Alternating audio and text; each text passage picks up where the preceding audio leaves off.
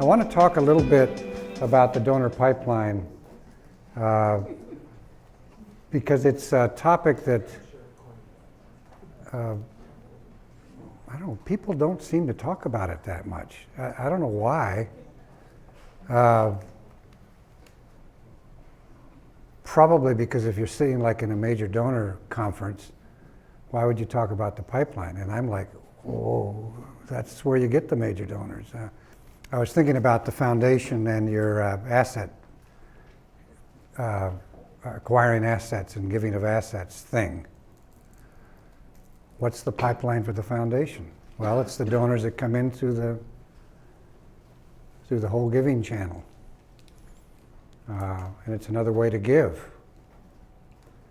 And we're going to talk some more about that a little bit later. But pipeline is very important. And you know, it has these general categories that we're all used to seeing. I created this chart to show, you know, that it grows, right? Starts off kind of little and small, and then it grows, if you do it right. And there's different levels of communication. We came up with the one-to-many is direct response. It's one to many. Mid-level, one to some, which uses a combination of personal relationships and direct marketing. And one-to-one, which is all one person to one person, which is why you can't have a large caseload. And you know, reasonable returns on investments, a new program. I mean, in acquisition, we're all used to losing money at the point of acquisition. I remember the days back in the 70s and 80s, yes, I am that old, where you know you'd spend $1 and you get $1.20 back. Now if you spend $1 and get 50 cents back, you're lucky on acquisition. There's a lot of leaders and managers that don't understand that point, so they won't spend it because they're going to lose money. I'm sorry, sir, you've got to lose money in order to get a donor, and then you recoup it in the second cycle. That's how it works. Basic economics. In the cultivation area, you're moving from cultivation in mid-level 1 to 3, 1 to 8. Majors 1 to 6, 1 to 10. We've seen it as high as 1 to 33. So obviously, if you have more capacity in a donor that's giving $500,000, a year, your spend against that donor can be more. We don't think that way because they're all equal in our heads. Shouldn't be. Here's a little principle we have. A donor, not a new one, but a donor must deliver net revenue. A donor must deliver net revenue. So if you're looking at a caseload, either for you or your subordinates, and this happens a lot, where you got a bunch of donors on there, and you just love them because they're such wonderful people, and you should love them and they're such wonderful people. But when it comes to the economics of it, you've got to be very careful in terms of how you manage it, how much time you spend, what the resources are, and all that stuff. You have to, because this is actually a stewardship thing. If this was just your money, you could actually have 300 people on there that you just write nice things on Facebook and Messenger and have a nice day and drink tea and do whatever else you want to do. But it's not your money. It's the ministry's money and it's the donor's money, and it requires stewardship, which means you've got to be very careful that every donor that you're managing delivers net revenue. Yes, sir? We hope to give at some point in time, but so how do you address that? Because I get it, there's a natural tension that yeah. You create these relationships because they're giving money, but if they're not giving, you can't spend resources. Yeah, that's a very interesting dilemma because I suppose the past giving could accrue to some future expenditure of time and investment. But you do follow the logic that if you had, like, let's say, 50 of those kinds of people, and they occupied 50% of your time, that your manager would say, hey, buddy, and then you'd have to make a choice. So it's hard for me to just say, well, absolutely, you just stay with it for 1,000 years. I'd probably stay with it quite a while. And then I'd probably have a conversation with the donor and ask their permission to ease off a bit because this is what I've got to do. That would be honoring.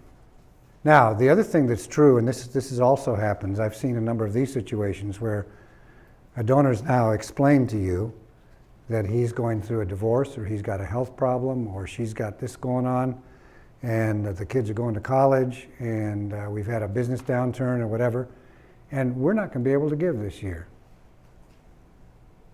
No, you don't take them off the caseload.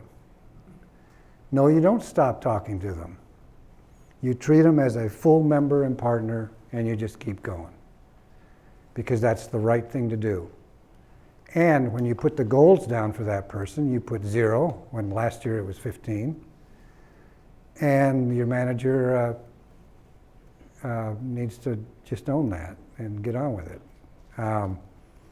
It's really funny how we always think every single row the goal needs to go up every year. No, sometimes it goes down because of personal circumstances, and we need to honor that. Richard, Yeah. the other thing that comes up a lot, like one particular person has an order. Well, that's okay. I'm glad you said that point, because that's another point. Well, they're not giving anymore. Take them off the caseload. Turns out you're in their will, and you're going to get 15 million from them. I worked up a whole foundation will thing for Heifer International years ago.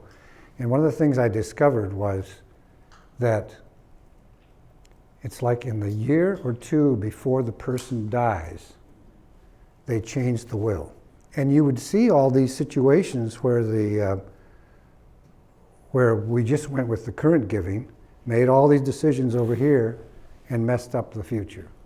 And I always am thinking about, you're not only using the money and what's happening in terms of the money and the giving as a measure of what you do, but you're also talking to the donor along the way, so that there's honor and there's respect. That goes a long ways. Yeah. So here's a $49 million client. Here's the pipeline in 2020. What's wrong here? This is not a trick question. Is the problem that there's 530,000 donors? Yeah, that's the problem. So here's a situation, which is why I like to talk about this pipeline thing, because it's very important, and it's important for your ministry and everything you're doing. You're probably in a situation that's the opposite of this, where it's really light on the top, and you got more donors in the middle and the bottom, maybe. But here's a situation where the person, I wish this, well, you can't see it, but see the first 3 lines there? Sorry, the first 5 lines, down 100 to 249. That's the donor acquisition manager, owns that piece of real estate. And then the mid-level person owns 500 to 5,000. Yeah, and then the major owns the rest of it. And so what we happen, the reason I like to show this is because in this situation, the manager of acquisition was a friend of the founder and had all this political power and all this stuff. And he would manage to get most of the expense budget. And we all know that this part of the pipeline is what delivers the highest net revenue. And excuse me, leader and manager, you have got to make more investments in the middle. And no, wouldn't do it. The other guy always won.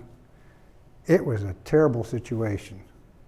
And talk about ratios in terms of overhead and all that stuff. The ratios, when you invest so heavily up top and you're getting a return of 0.6 for every dollar out, your bottom line looks pretty bad. You're just basically in the pig shed. I mean, it's bad. Bad, bad, bad, bad, bad. So, my point here is, are you in touch with the pipeline? Your pipeline? 1. If not, do this exercise. It's very easy to do. Just do these little ranges here. And then then just ask yourself, where are you investing the money? It's so interesting to me that when I'm sitting there talking to somebody about this area right here, and I'm saying, okay, all costs in, you need to invest about 125, 150, all costs in, for a new frontline fundraiser, all costs in, office, everything. And by the way, you need 4 of them. Oh my goodness, we can't. That's 600,000. And not realizing that you're going to get that return back so fast, it'll make your head spin around. But you don't do it. So that's why I'm talking about it now, because I want you to understand that principle. Any questions or thoughts? Do you have any thoughts on how do you move people from that range to move them up to kind of multiple factor of that, or is that? Yeah, you need to have a very robust mid-level program. I mean, and I know that's not a satisfactory answer because I didn't tell you how to do it, but that's way more complex. But you need a mid-level program where every frontline fundraiser has a caseload of about 600, which they manage with some direct marketing and some personal. And it's a whole nother ecosystem. Yeah. And you ought to have a bunch of them. If you had this many, like we would probably say, you could have up to 5 or 6 mid-level frontline fundraisers here. And I would do that in a nanosecond. Now it scares the finance people and the top leadership because boy, you see all that money going out. But if you know what you're doing, you'll have the experience of actually having it come back in. And in fact, countering the attrition that you have built into the whole system.